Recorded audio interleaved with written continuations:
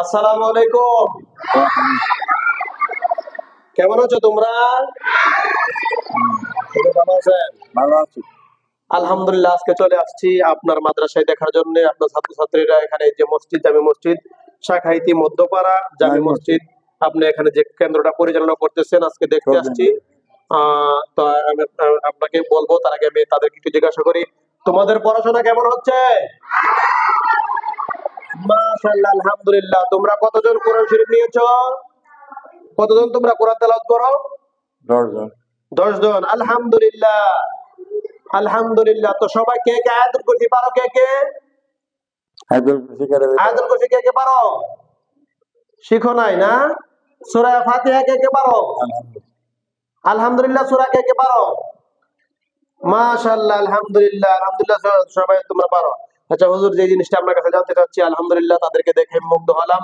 মাশাআল্লাহ, আমাদের এই পানিশ্বর শাখাইতি মধ্যপাড়া একটি কেন্দ্র আসছে। এই কেন্দ্রের মধ্যে আপনি পরিচালনা করতেছেন। আলহামদুলিল্লাহ, অনেকগুলো ছাত্র হয়ে দেখতেছি। যতজন ছাত্র আছে ততজন ছাত্রী আছে।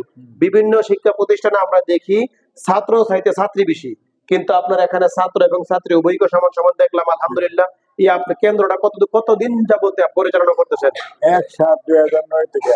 মাশাআল্লাহ, 1/7/2009 থেকে, মানে 2009 থেকে পরিচালনা করতেছেন। বর্তমানে হচ্ছে 2025।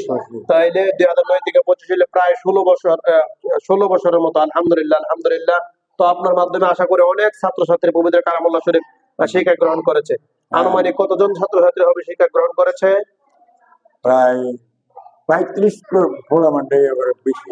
আলহামদুলিল্লাহ, আলহামদুলিল্লাহ। আল্লাহ পাক রব্বুল আলামিন বলেছেন যে, আল্লাহ পাক রব্বুল আলামিন হাবিব ইমামুল আম্বিয়া রাসূল পাক সাল্লাল্লাহু তাআলা আলাইহি সাল্লাম বলেছেন, ওই ব্যক্তি সবচেয়ে দামি যে ব্যক্তি নিজে কোরআন শিক্ষা করে এবং অন্যকে শিক্ষা দান করেন। সুবহানাল্লাহ, সুবহানাল্লাহ, সুবহানাল্লাহ। তো হুজুরের কাছে আমরা আসছি আজকে পানিশ্বর শাখাইতি মধ্যপাড়া যে জামে মসজিদ আছে, এই মসজিদে একটি কেন্দ্র রয়েছে। যে কেন্দ্রটা আমাদের হযরত মাওলানা রহমত আলী হুজুর সাহেব উনি পরিচালনা করেন। প্রায় 2009 সাল থেকে এখনো পর্যন্ত পরিচালনা করতেছেন। হুজুরের মাধ্যমে আমাদের অনেক ছোট ছোট বাবু রয়েছে, তারা পবিত্র কালামুল্লাহ শরীফ শিক্ষা গ্রহণ করতেছে।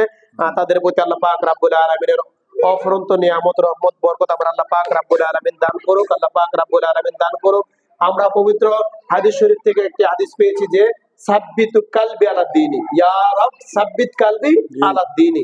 হে আল্লাহ পাক রব্বুল আলামিন, আপনি আমাদের কলবের মধ্যে ঈমানি আমল, বরকত, ইসলামিক আমল দান করুন। সকল বলে আমিন। আসসালামু আলাইকুম। ওয়া আলাইকুম আসসালাম ওয়া রাহমাতুল্লাহ।